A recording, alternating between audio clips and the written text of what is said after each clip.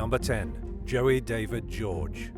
Just 2 months after a shooter walked into a Tops supermarket in Buffalo, New York, and opened fire on innocent victims in a hate-fueled racist attack recently, someone else began calling a Tops store in western New York and threatening to kill African-American shoppers.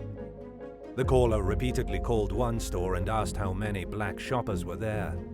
He said he might already be in the store and that he planned to murder all the people of color he came across, including women, children, and babies. The threats didn't stop there. The deranged harasser told the employees who answered the phone that if he couldn't find enough victims at that store, he would go to a different store in the city of Buffalo and kill people there. He warned that he was a really good shot who was capable of picking people off in the parking lot, said that he was armed with assault rifles, and rambled about his convoluted political beliefs, saying things like, "This is what happens in a blue state," and talking about a supposed race war.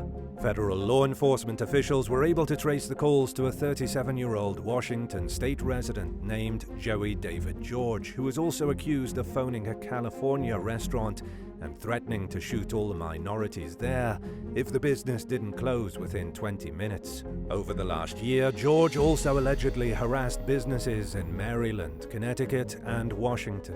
He faces 2 counts of making interstate threats. Hopefully, the court will make an example out of him by convicting him and giving him the maximum possible sentence to show that this type of behavior will not be tolerated. Number 9. Erica Cole. 31-year-old Erica Cole and her husband, Nicholas, were driving on a highway in Dodge City, Alabama one day in 2019 when they got into an argument with another driver on the side of the road. When she failed to pull her husband away from a heated confrontation with the motorist, Erica pulled a gun and fired at the other party, but accidentally shot Nicholas in the head. Cullman County Sheriff's deputies responded to the scene and arrested Erica for her nearly fatal outburst.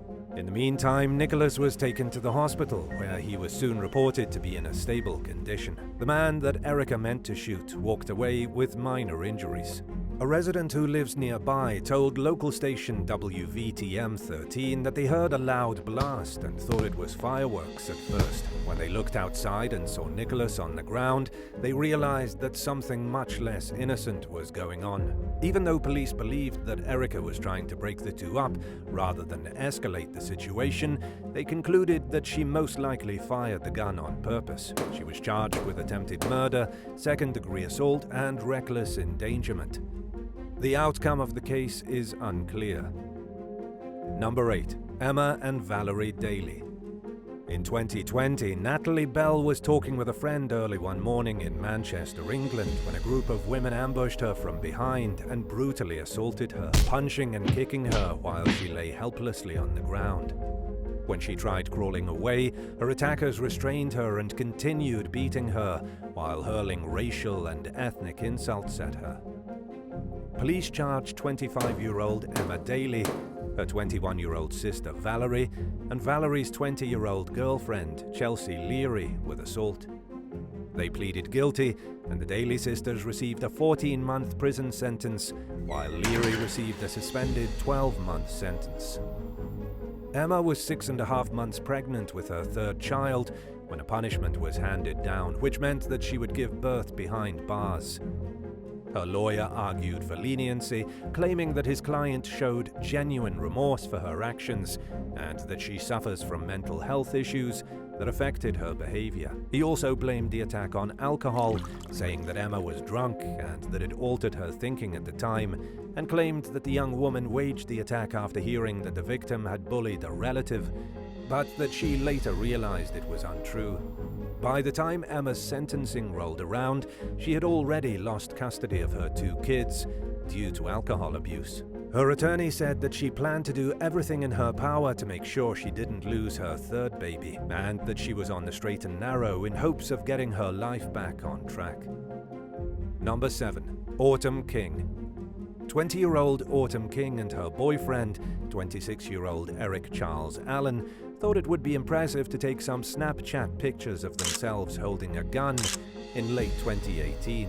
The wannabe Bonnie and Clyde staged a photo shoot in their Rampart, Texas home the day before Christmas Eve, when things took a horrifying, deadly turn. According to Autumn's version of events, Alan was behind the camera when she accidentally pulled the trigger. The gun fired, and her boyfriend collapsed, and at first she thought he was just playing around, only to realize that he had been shot while their 2 children were in the home. He was bleeding from his mouth and nose, and she tried dragging him out to her car to drive him to the hospital, so she dialed 911 instead. Eric ended up dying from his injuries, sparking a police investigation. Detectives recovered a phone from the scene containing a video of the couple arguing about 15 minutes before the 911 call was placed. They were accusing each other of cheating and justifying their alleged infidelity. Autumn was charged with manslaughter, but it's unclear how the case played out. Number 6. Jacob Gilstrap and Ann Harrison. 43-year-old Jacob Gilstrap and 39-year-old Ann Harrison were entrusted with the care of a 70-year-old man in Oak Grove, Kentucky, earlier this year. Instead of taking care of the man, they forced him to live alone in a trailer for 5 months, while subjecting him to horrific abuse and neglect. In addition to depriving him of basic care, the couple were in charge of the man's finances, and records revealed that they routinely overdrew on his bank account every month until his Social Security check was deposited. Bank employees also confirmed that there was a monthly payment withdrawn from his account for a life insurance policy. The victim's suffering only recently came to light when Gilstrap and Harrison brought him to a hospital in an unresponsive state. He was severely malnourished and hadn't eaten in several days, according to medical staff, and also suffering from sepsis, gangrene, several pressure ulcers, and an open wound down to the bone of his leg. Doctors had no choice but to amputate both legs, and the man was still in septic shock days after he arrived at the emergency room. Gilstrap and Harrison face felony charges of criminal abuse, abuse of an adult, and exploitation of an adult. Number 5. Deborah Ralph. Deborah Ralph was a trusted caregiver at a home for adults with severe brain injuries in the English town of Tottington until her colleagues saw her acting shockingly abusive one day in 2021. They witnessed a 54-year-old driving a car backwards and forwards with one of the home's residents on her knees in the vehicle. She then drew whiskers on the woman's cheeks, colored the tip of her nose black, and offered her dog biscuits. Ralph's co-workers immediately told her that her behavior constituted abuse. They reported the disturbing incident to authorities, and she was soon charged for the crime. The vulnerable victim reportedly has a mental age of 4 years old, making Ralph's actions all the more disturbing. Her defense lawyer, Rachel Shenton, argued that she didn't mean any harm and that she admittedly behaved recklessly but was supposedly just trying to entertain the resident. Shenton further claimed that Ralph thought of drawing on the woman's face as similar to putting paint on a child, and that the victim wasn't distressed at any point. The attorney said that Ralph was genuinely sorry for what she did, and that she suffers from significant mental health problems. But the judge saw it as no excuse for the way Ralph treated someone who needs 24/7 care and is essentially one of the most vulnerable people the caretaker could have targeted. She lost her job and received a 12-week suspended prison sentence for her abhorrent behavior. Number 4. Angelica Garcia Gallegos. A dispute between Waco, Texas neighbors Angelica Garcia Gallegos and April Hoffman became so heated in 2020 that both women invested in surveillance cameras that were pointed at each other's backyards, and Gallegos put up a privacy fence even though her family couldn't really afford it.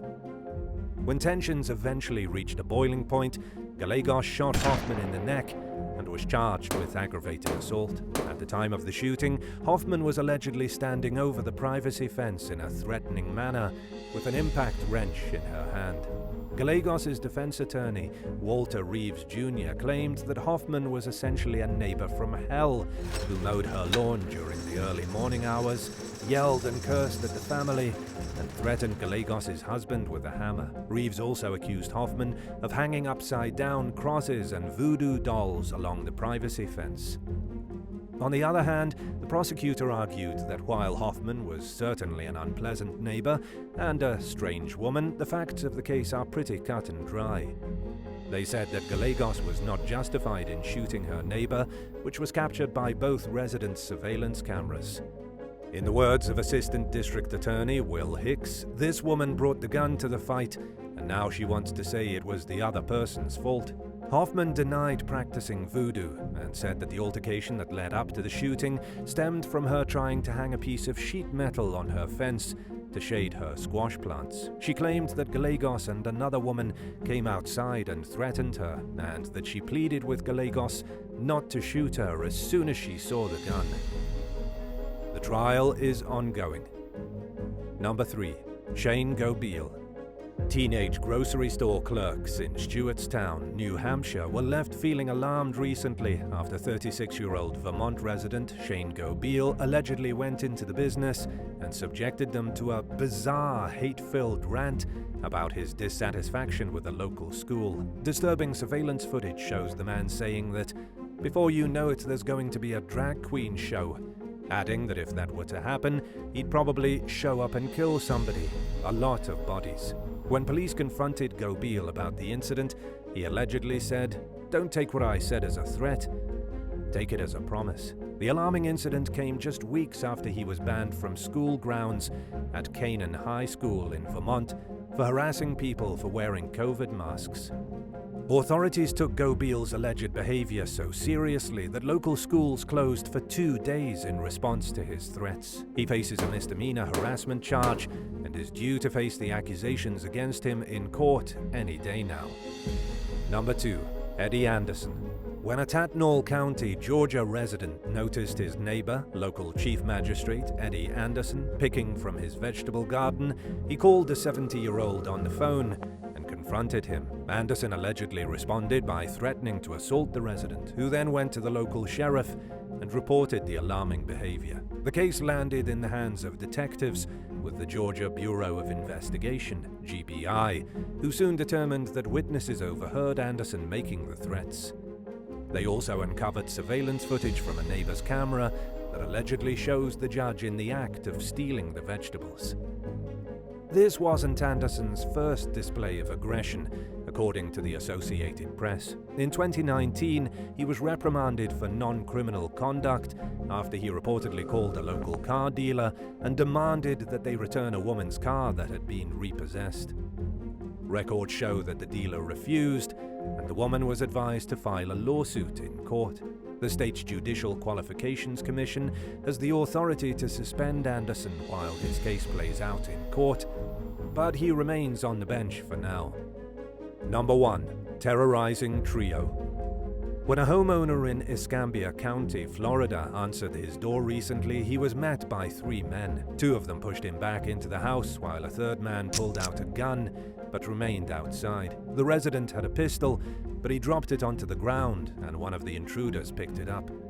He managed to run into the back of his house, where he had another gun, and began shooting at the trespassers, causing them to flee to their getaway vehicle, where the 4th suspect was waiting in the driver's seat. The burglars sped off, hitting a neighbor's mailbox in the process. Police soon caught up with 20-year-old DeTorrance Heckworth and charged him with robbery, home invasion with a firearm, and numerous other crimes. They also apprehended 18-year-old Antonio Dwayne Dean Jr. on suspicion of a similar laundry list of charges. A 3rd suspect was wanted at the last update, and the 4th suspect was yet to be identified. In a Facebook video about the incident, Sheriff Chip Simmons said that the homeowner would absolutely not be charged for firing his gun, noting that in Florida, people are allowed to defend themselves against home invaders. Thanks for watching. Would you rather come face to face with an unhinged Karen who was convinced that you were trying to bother her when you meant no harm, or find out that the owner of your favorite restaurant was under public scrutiny for allegedly lashing out at a customer who was unhappy with their meal? Let us know in the comments below, and don't forget to subscribe. See you next time. Bye.